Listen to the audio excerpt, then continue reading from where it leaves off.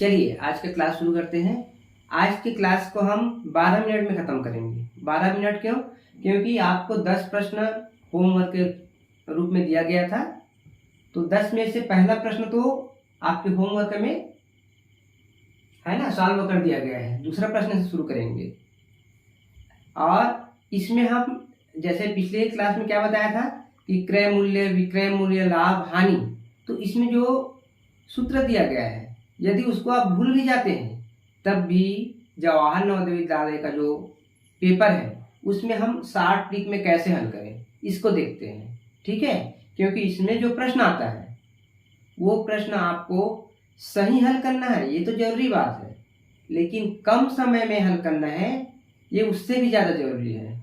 ठीक है, तो मैं आपके होमवर्क से दूसरा नंबर का सवाल ले रहा हूँ। दूसरा नंबर में लिखा हुआ है क्या? क्रय मूल्य बराबर 452 रुपये और विक्रय मूल्य बराबर लिखा हुआ है 430 रुपये। यदि आपको सूत्र याद नहीं है तब भी हमको केवल एक सूत्र याद रखना है कि यदि क्रय मूल्य, कोई सामान यदि हम खरीद के लाए हैं वो मूल्य से, है ना, विक्रय मूल्य ज़्यादा है, मतलब जितने में हम खरीदे हैं उससे ज़्यादा में बेच रहे हैं, तो यहाँ क्या होगा? लाभ होगा। इसके विपरीत यदि क्रय मूल्य जो हम खरीद के लाए हैं उससे यदि हम बेचते हैं, विक्रय करते हैं, वो कम में बेचते हैं, तब क्या होगा? हानि होगा। तो यहाँ लाभ और हानि को हम पहले अपने दिमाग से बनाते हैं कि कैसे बनता है। देखिए यहाँ क्या है, क्रय मूल्य 452 रुपये और विक्रय मूल्य क्या है? 430 रुपये। ठीक है, तो क्या होगा? हमारा क्रय मूल्य है 452 और विक्रय है 430, तो लाभ होगा कि हानि होगा? क्या होगा? हानि होगा, क्योंकि 452 ज्यादा है और 430 कम है। ठीक है, तो यहाँ क्या होगा? हानि होगा। ठीक है, तो जब हानि होगा तो हम लिख देते हैं यहाँ क्या? हानि। अब हानि के लिए सूत्र क्या है हम भूल गए हैं। हानि के लिए सूत्र क्या है हम भूल गए हैं। तो यहाँ क्या करना है, हमारे पास दो अमाउंट है, 452 रुपये और 430 रुपये। ठीक है, कितने अमाउंट है? दो अमाउंट है, तो ज्यादा अमाउंट तो पहले लिखेंगे 452 रुपये। ठीक है, और कम अमाउंट को बाद में लिखेंगे 430 रुपये। ठीक है, तो अब देखते हैं, घटा के ये 2, 5 में 3 गया 2 और 4 में 4 गया 0। तो यहाँ हमको हानि हुआ कितने रुपए का? 22 रुपए का। तो दूसरे नंबर के सवाल में हम लिख देते हैं कि हमको 22 रुपए का क्या हुआ? हानि हुआ। ठीक है, ये हो गया आपका कौन सा सवाल? दूसरा नंबर का सवाल। ठीक है, चलिए तीसरा प्रश्न देखते हैं। क्रय मूल्य 512 और विक्रय मूल्य 580 रुपये। क्रय मूल्य क्या दिया है? 512 और विक्रय बेचने का मूल्य दिया है 580, मतलब हम ज्यादा में बेच रहे हैं। ज्यादा में बेच रहे हैं तो क्या मतलब हुआ कि हमको क्या हुआ? लाभ। क्या हो गया? लाभ। अब लाभ का सूत्र क्या है? चलिए लाभ का सूत्र भूल गए हैं, कोई बात नहीं। यहाँ जो ज्यादा अमाउंट है 580 घटाएंगे 512 से। चलिए 10 में 2 गया, कितना बचेगा? 8 और 7 में 1 गया 6 और ये 0। ठीक है, तो हमारा लाभ कितना हुआ? 68 रुपये। ये हो गया आपका तीसरा प्रश्न। अब इसी तरीके से चौथा प्रश्न। चलिए प्रश्न 4 पढ़ते हैं। क्रय मूल्य 750 रुपये और विक्रय मूल्य क्या है? 775 रुपये। तो 750 कम है और 775 ज्यादा है, तो कम में लेके ज्यादा में बेचे तो क्या हुआ? लाभ हुआ। तो लिखते हैं, बहुत जल्दी जल्दी बनता है, लाभ। अब यहाँ आपको सूत्र याद नहीं है, ज्यादा को पहले लिखते हैं और कम को बाद में लिखते हैं। 775 50। तो ये हो गया 5, ये हो गया 2, ठीक है। तो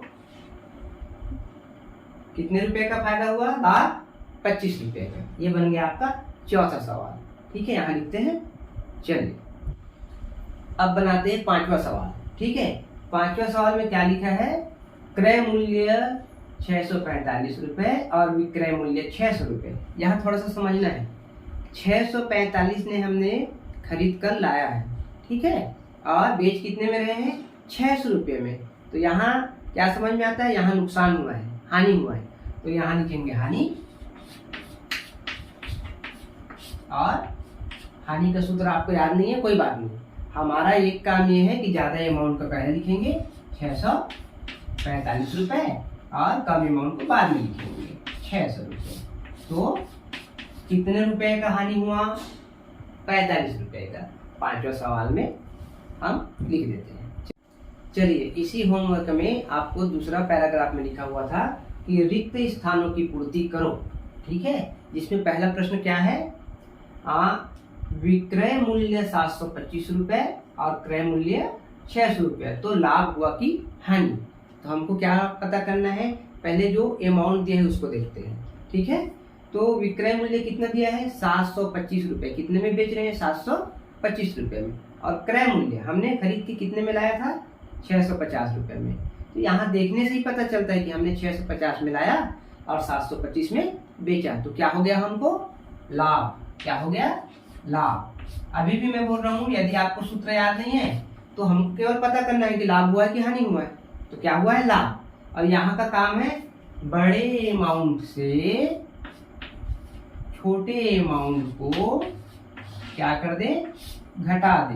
और जो बचेगा, ठीक है, ये 5 बचा और ये 12 में 5 गया, तो 7 5 12, 75 रुपए का हमको क्या हुआ? लाभ हुआ। तो दूसरा पैराग्राफ में जो दिया है उसका पहले का उत्तर है 75 रुपए लाभ। चलिए इसका हम दूसरा उत्तर देखते हैं। चलिए भाई, आपका दूसरे पैराग्राफ का दूसरे नंबर का प्रश्न थोड़ा सा घुमा के पूछा गया है, उसको थोड़ा से ध्यान से समझते हैं, ठीक है। क्या लिखा है? क्रय मूल्य 980 रुपए और हानि 210 रुपए। यहाँ लाभ या हानि को पहले से बता दिया गया है, ठीक है। और हमको पता क्या करना है इसमें कि विक्रय मूल्य मतलब कितने में बेचे, तो 210 रुपये का नुकसान हो गया। तो यहाँ भी वही काम करते हैं। क्या काम करते हैं कि जो चीज हमको ज्ञात करना है यहाँ लिख देते हैं विक्रय मूल्य ज्ञात करना है। अब देखते हैं क्या दिया गया है?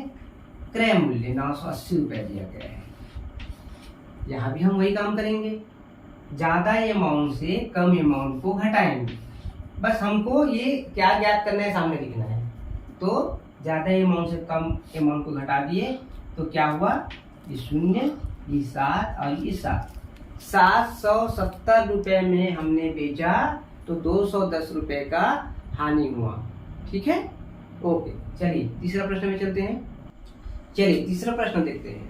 तीसरा प्रश्न में लिखा है विक्रय मूल्य 830 रुपये और लाभ 125 रुपये।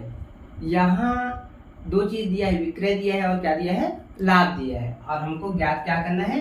क्रय मूल्य। तो क्रय मूल्य बराबर, आप बिल्कुल सूत्र का है ना, टेंशन मत लो। आपको केवल क्या करना है? क्या ज्ञात करना है सामने लिखना है, और इधर बड़े अमाउंट ऊपर और छोटे अमाउंट को नीचे। तो बड़ा अमाउंट क्या है? 830 रुपये और छोटा अमाउंट क्या है? 125 रुपये। इसको क्या करना है? घटाना है। अभी तक सभी सवाल में क्या कर रहे हैं? घटा रहे हैं। 10 में 5 गया 5, 2 का 1 इधर चला गया तो 2 और 2 0 और ये 7। तो इस वस्तु का क्रय मूल्य कितना होगा? 705 रुपये। जो आपको ज्ञात करना है सामने लिखना है। उसके बाद दो अमाउंट दिया है, बड़ा अमाउंट ऊपर रखना है, छोटा नीचे रखना है, घटाना है, और ये आपका उत्तर है। ओके, चलिए चौथा प्रश्न। चलिए अब चौथा सवाल बनाएंगे। इसको बहुत ही ध्यान से केयरफुल बनाना है, ठीक है। प्रश्न में क्या दिया है? विक्रय मूल्य 675 रुपये और हानि दिया है 50 रुपये, ठीक है। तो हानि हुआ मतलब क्रय मूल्य से कम में बेच रहे हैं कि ज़्यादा में, ये हमको ध्यान देना है। जब भी हानि होता है मतलब खरीदी मूल्य से हम कम में बेचे हैं तभी हमें हानि होता है। ठीक है, तो हमको यहाँ क्या ज्ञात करना है, क्रय मूल्य ज्ञात करना है चौथे प्रश्न में। ठीक है, क्रय मूल्य। अब दिया क्या गया है, विक्रय मूल्य। ठीक है, तो विक्रय मूल्य कितना दिया गया है, 675 रुपए। ठीक, और हानि कितना हुआ है, 50 रुपए। हानि कितना हुआ है, 50 रुपए। तो अभी हम हानि शब्द उपयोग कर रहे हैं। हानि मतलब जितने में हमने खरीदा है उससे कम में बेचा है, लेकिन कितने कम में बेचा है वही हानि है। तो हमने कितने कम में बेचा है, 50 रुपए कम में बेचा है, मतलब क्रय मूल्य से 50 रुपए कम में बेचे हैं। अब कम में बेचे हैं तो हम इसको जोड़ेंगे। ठीक है, अभी तक प्रश्न में हम घटा रहे थे, लेकिन ये भी हमको सावधानी से करना है। तो हम ये जोड़ देते हैं, ये 5, 7, 5, 12 और ये 7। ये क्रय मूल्य है 725 रुपये। ठीक है, चलिए अब पांचवा प्रश्न। यहाँ भी केयरफुल है ना, सावधानी पूर्वक पढ़ते हैं। क्रय मूल्य दिया है 565 रुपये और लाभ दिया है 35 रुपये। तो जो क्रय मूल्य, क्रय मतलब हम जितने में खरीद के लाए हैं, वो क्या है, 565। लाभ हुआ है, तो लाभ होने का मतलब क्या होता है, हमने 565 रुपये से ज्यादा में बेचे तब हमको लाभ हुआ है। तो कितने ज्यादा में बेचे हैं, 35 रुपये ज्यादा में बेचे हैं, तो क्या मिलेगा हमको, विक्रय मूल्य। और हमको ज्ञात करना है प्रश्न में विक्रय। ठीक है, विक्रय मूल्य। अब देखिए भाई, यहाँ पर हमको लाभ हुआ है, तो ये 565 आपका क्या है, क्रय है, और 35 रुपये क्या है, लाभ है। जब लाभ हुआ है तो हम क्या करेंगे, इसमें जोड़ देंगे। ठीक है, क्या कर देंगे, जोड़ देंगे। तो 5 और 5 10 का 0 हासिल है 1, 7 3 10 का 0 हासिल है 1, और ये हो गया आपका 6। हमने 600 रुपये में बेचे, 35 रुपये लाभ हुआ और 565 रुपये इसका क्या था, क्रय मूल्य। इस प्रकार जब भी प्रश्न आए तो उसको आप ध्यान से पढ़ें, है ना। सबसे पहले किसको ध्यान देना है, क्रय को। यदि क्रय दिया है और लाभ की बात हो रही है तो खरीदी मूल्य से ज्यादा में बेचे हैं। यदि क्रय दिया है और हानि की बात हो रही है तो खरीदी मूल्य से हमने कम में बेचा है। बस कहाँ जोड़ना है और कहाँ घटाना है, लाभ और हानि के ऊपर निर्भर है। तो ये ध्यान पूर्वक जब तक आप पढ़ेंगे नहीं, उत्तर आपका सही नहीं बनेगा। ठीक है, ओके।